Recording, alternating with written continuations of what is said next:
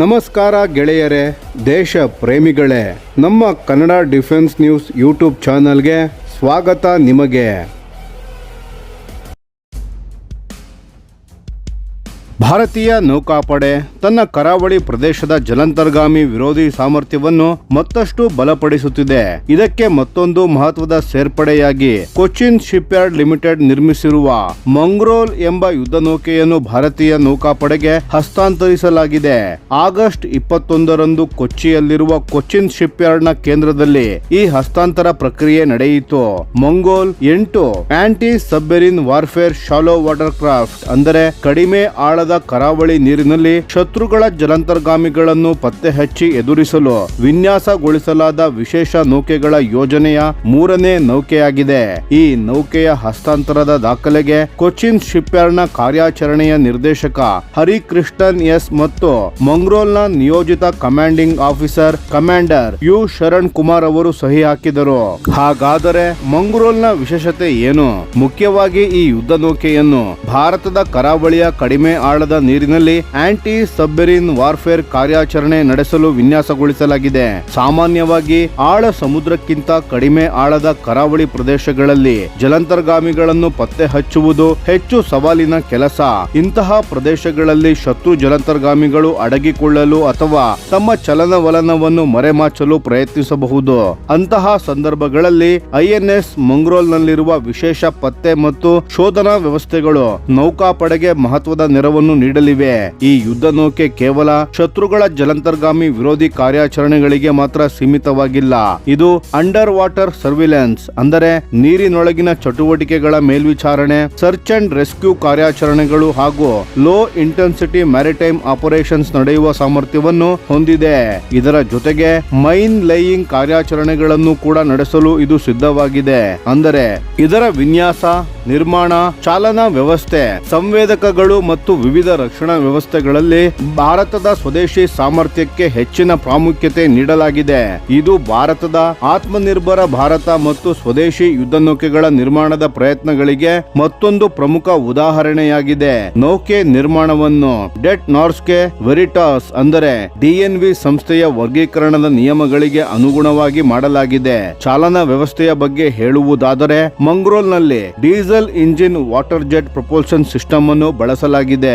ಇದರಿಂದ ಕಡಿಮೆ ಆಳದ ನೀರಿನಲ್ಲಿ ಯುದ್ಧ ನೌಕೆಯನ್ನು ಪರಿಣಾಮಕಾರಿಯಾಗಿ ಚಲಾಯಿಸಲು ಅನುಕೂಲವಾಗುತ್ತದೆ. ಶಸ್ತ್ರಾಸ್ತ್ರ ಮತ್ತು ಪತ್ತೆ ವ್ಯವಸ್ಥೆಗಳಲ್ಲಿಯೂ ಐಎನ್ಎಸ್ ಮಂಗ್ರೋಲ್ಗೆ ವಿಶೇಷ ಸಾಮರ್ಥ್ಯ ನೀಡಲಾಗಿದೆ. ಇದರಲ್ಲಿ ಲೈಟ್ ವೇಟ್ ಟಾರ್ಪೆಡೋಸ್ ಅಂದರೆ ಹಗುರ ತೂಕದ ಟಾರ್ಪೆಡೋಗಳು, ಭಾರತದ ಸ್ವದೇಶಿ ಆಂಟಿ ಸಬ್ಮೆರಿನ್ ವಾರ್ಫೇರ್ ರಾಕೆಟ್ಸ್ ಮತ್ತು ಅತ್ಯಾಧುನಿಕ ಶಾಲೋ ವಾಟರ್ ಸೋನಾರ್ಸ್ ಗಳನ್ನು ಅಳವಡಿಸಲಾಗಿದೆ.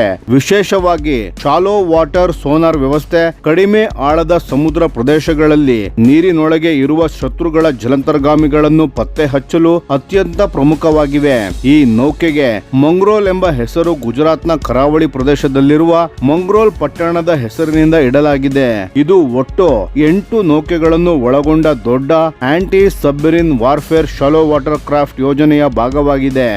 ಈ ಸಂಪೂರ್ಣ ಯೋಜನೆಯನ್ನು ಕೊಚ್ಚಿನ್ ಶಿಪ್ಯಾರ್ಡ್ ಲಿಮಿಟೆಡ್ ಭಾರತೀಯ ನೌಕಾಪಡೆಗಾಗಿ ಕೈಗೆತ್ತಿಕೊಂಡಿದೆ.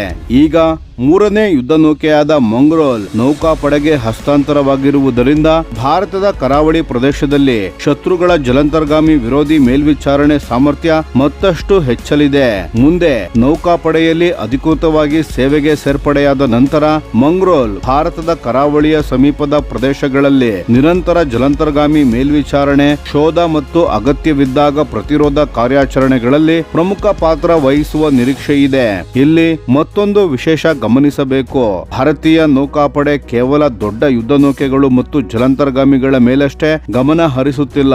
ಕರಾವಳಿ ಮತ್ತು ಕಡಿಮೆ ಆಳದ ನೀರಿನಲ್ಲಿ ಕಾರ್ಯನಿರ್ವಹಿಸಬಲ್ಲಂತಹ ವಿಶೇಷ ಯುದ್ಧ ನೌಕೆಗಳ ಸಂಖ್ಯೆಯನ್ನು ಹೆಚ್ಚಿಸಿಕೊಳ್ಳುತ್ತಿದೆ. ಏಕೆಂದರೆ ಭಾರತದ ವಿಶಾಲ ಕರಾವಳಿ ಪ್ರದೇಶದ ಭದ್ರತೆಯಲ್ಲಿ ಇಂತಹ ಯುದ್ಧ ನೌಕೆಗಳಿಗೆ ಬಹಳ ಮಹತ್ವವಿದೆ.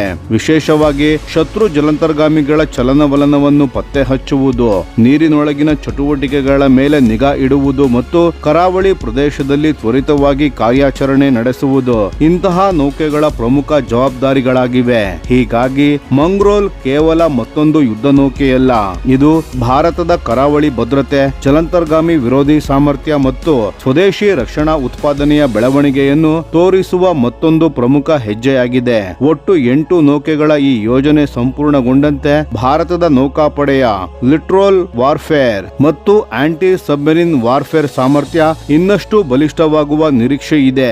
ಒಟ್ಟಿನಲ್ಲಿ ಸುಮಾರು 80% ಸ್ವದೇಶಿ ಅಂಶ ಹೊಂದಿರುವ ಮಂಗ್ರೋಲ್ ಆಧುನಿಕ ಸೋನಾರ್, ಟಾರ್ಪಿಡೋ ಮತ್ತು ಜಲಾಂತರ್ಗಾಮಿ ವಿರೋಧಿ ರಾಕೆಟ್ಗಳಂತಹ ವ್ಯವಸ್ಥೆಗಳನ್ನು ಹೊಂದಿರುವ ವಿಶೇಷ ಕರಾವಳಿ ಯುದ್ಧ ನೌಕೆಯಾಗಿ ಭಾರತೀಯ ನೌಕಾಪಡೆಯ ಸಾಮರ್ಥ್ಯಕ್ಕೆ ಮತ್ತೊಂದು ಬಲವನ್ನು ಹೆಸರಿಸಲಿದೆ.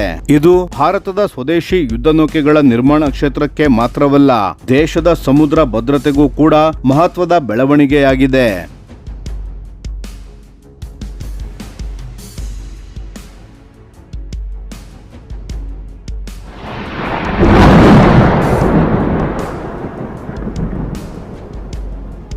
ಈ ವಿಡಿಯೋ ನಿಮಗೆ ಇಷ್ಟವಾಗಿದ್ದರೆ ಲೈಕ್ ಮಾಡಿ ಮತ್ತು ನಮ್ಮ ಚಾನೆಲ್ ಅನ್ನು ಸಬ್ಸ್ಕ್ರೈಬ್ ಮಾಡಿ ಹಾಗೂ ಬೆಲ್ ಐಕಾನ್ ಒತ್ತಿ.